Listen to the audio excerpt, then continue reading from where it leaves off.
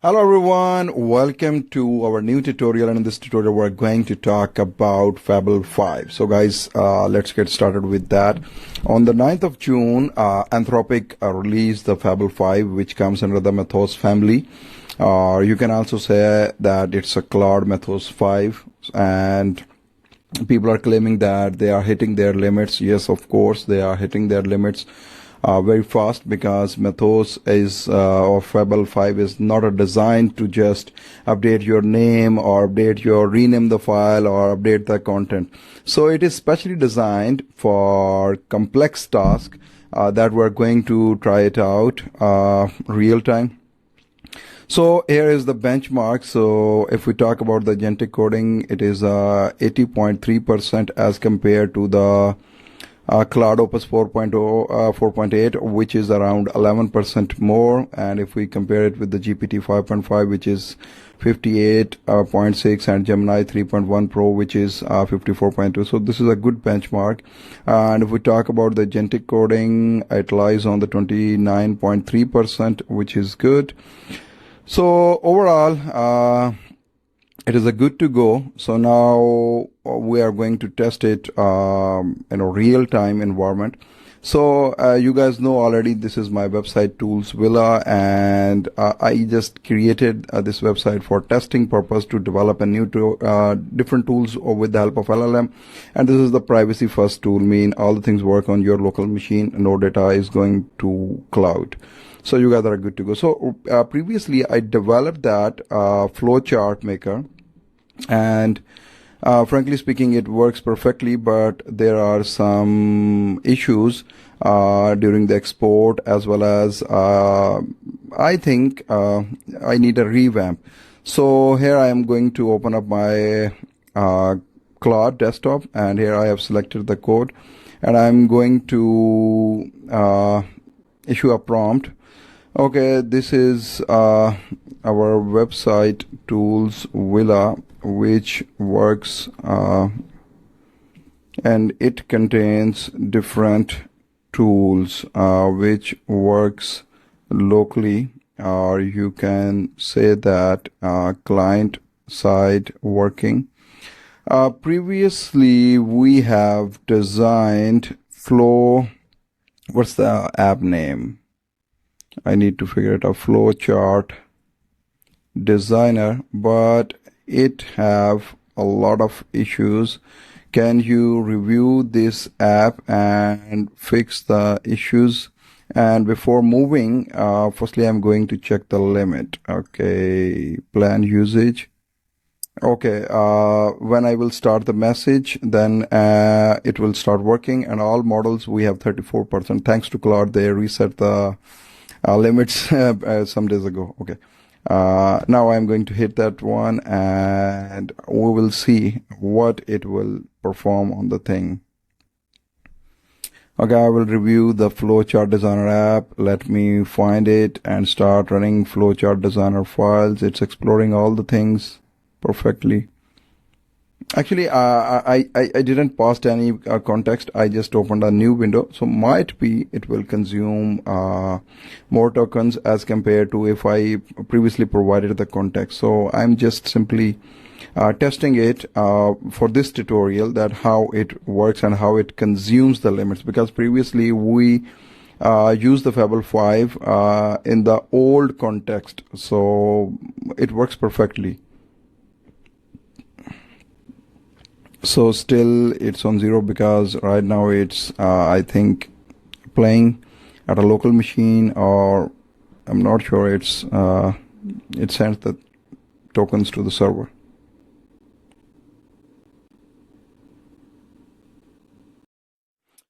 So now it started changing, and now updated the call site intra and removed the dead transparent stroke. Good.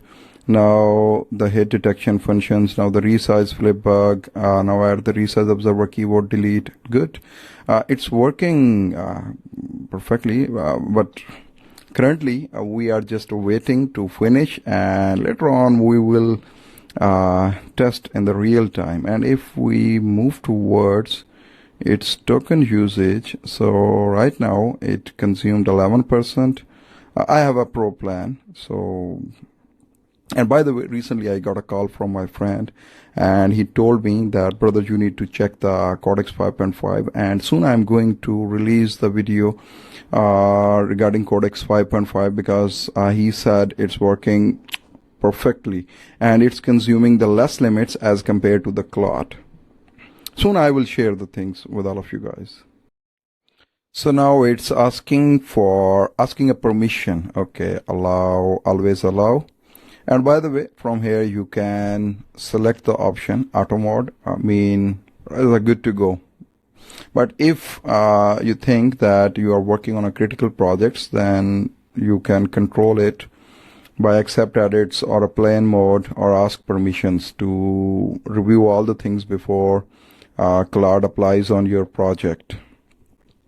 And by the way, it figure out properly all the things that the errors we have, like export issues, as well as some sort of designer related issues. We also have another issue regarding zoom in, zoom out, but let's see. Firstly, it needs to complete the work, and later on we will see with its output, because this is the live, and at the local we need to run the instance using the CMake. And by the way, soon another tutorial is coming at my YouTube channel regarding the CMake, and it is a good to go to use that terminal. By the way, Ghosty is already on my YouTube channel, because CMake is built on the top of the Ghosty, so you can also try that one. Good thing. Now it's visualizing our web app. It automatically run the things, and now it's performing the test in the sidebar, and it's showing all the things. It is a good feature, but I'm not sure it's the feature of a Claude desktop, or maybe they have released the new update.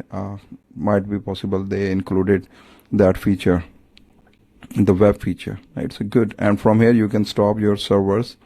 Good options: open files, show session logs, persist sessions, disable auto verify. Good. So if we it's consumed the 27% usage, but no worries, we are just performing the experiments, and now it's opening and checking all the things. Perfect. Now Fable is done, and here it's generated the logs. Okay. Interaction bugs: clicking any connector near its midpoint, suddenly delete it. Yes, this was the issue. Resizing from the left to top handles made shapes jump when hitting the maximum size. Straight and step connectors overlapping. Rotate shapes were broken everywhere. Releasing a connection, added delete backspace to remove the selected shape. Good.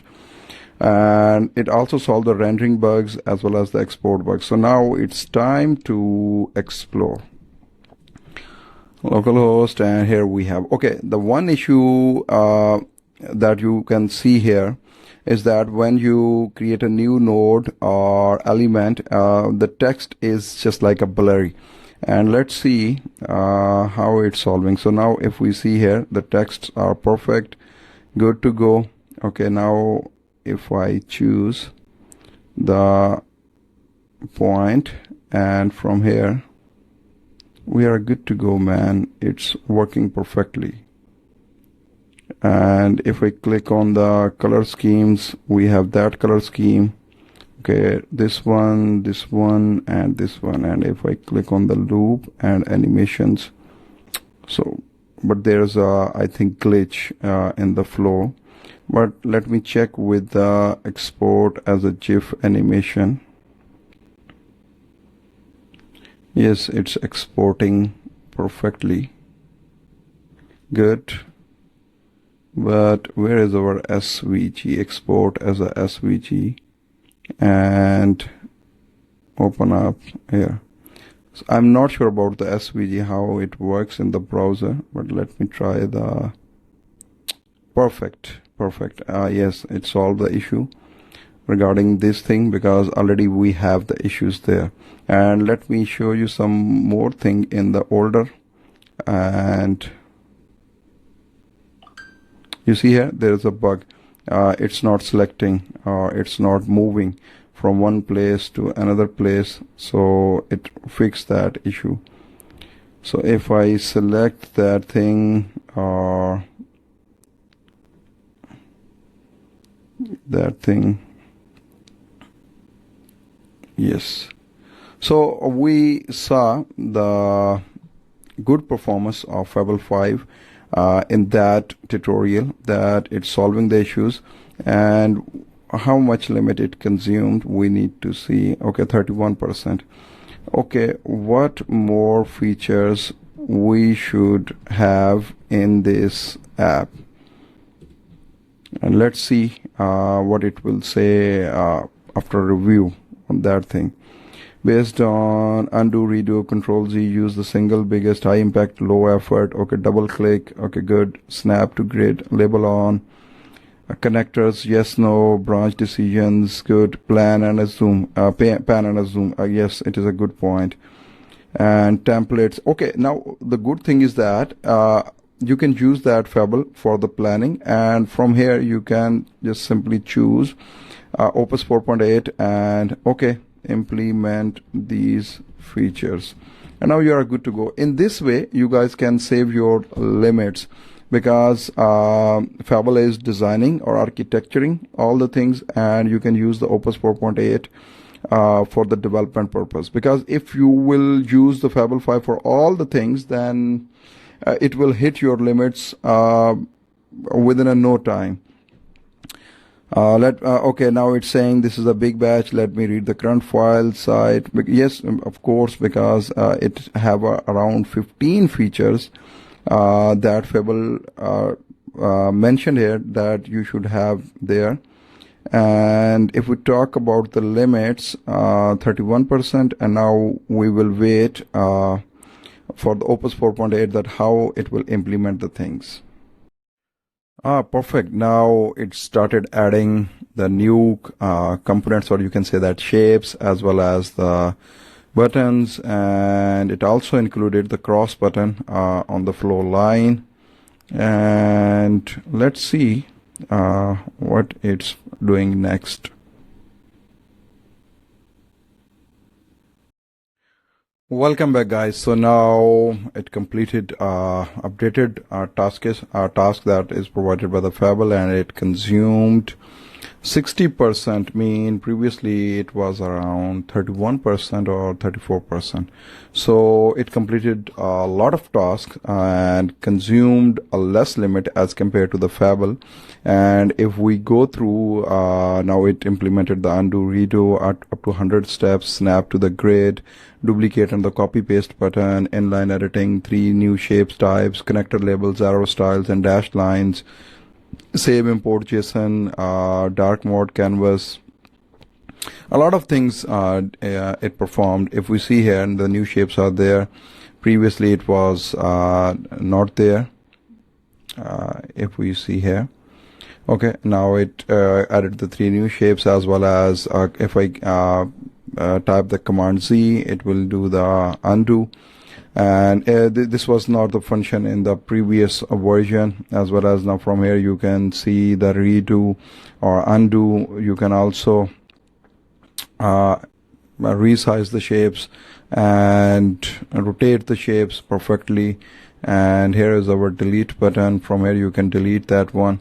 Okay, and the next thing is that, what other feature is that? Yes, snap to the grid. And if you click here, from here you will get an option to duplicate the things. This is a good thing.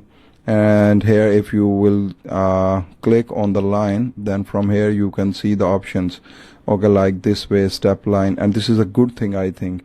It's implemented both and or what's on one side, both or none, if you simply want to connect.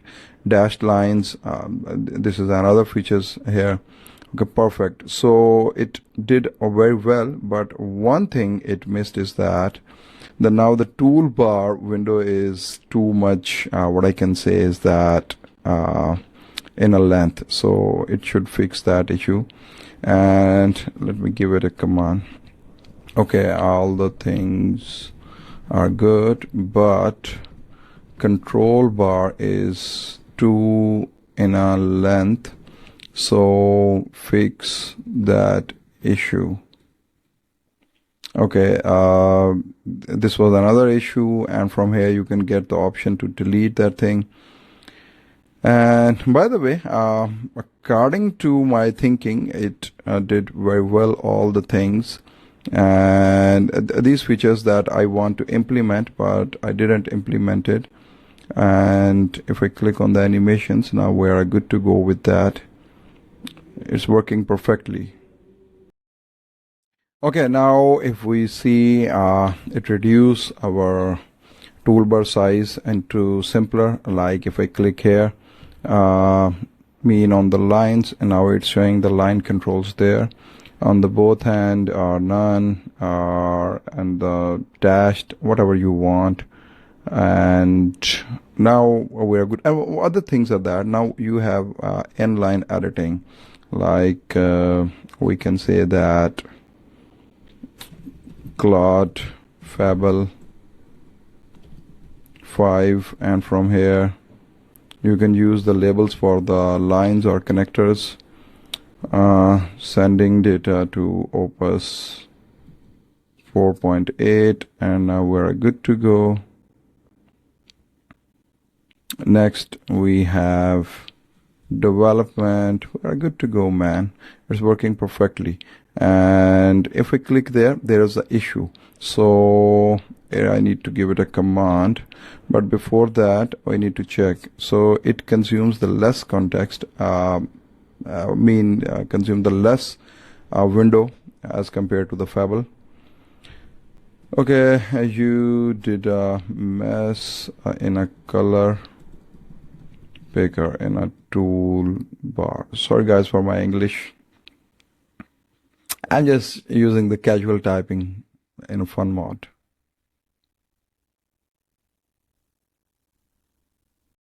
So now it fixed the issue, but frankly speaking, it consumes a lot of limit in a 5-hour limit that I was not expecting.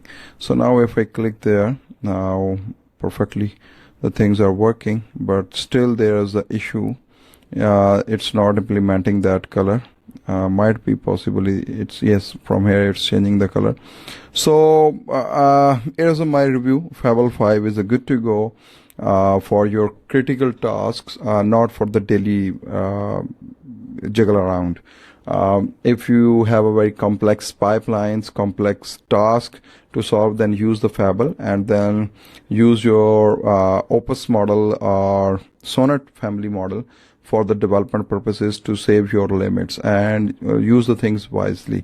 And yes, we cannot say that that's actually still models are in evolution stage. So in our everyday we are listening about the new models and the benchmarks, but the real workings comes when they will be used in the field. So guys, I hope you love that, and I have tried to make the video shorter. See you in another tutorial. Have a good day. Bye bye.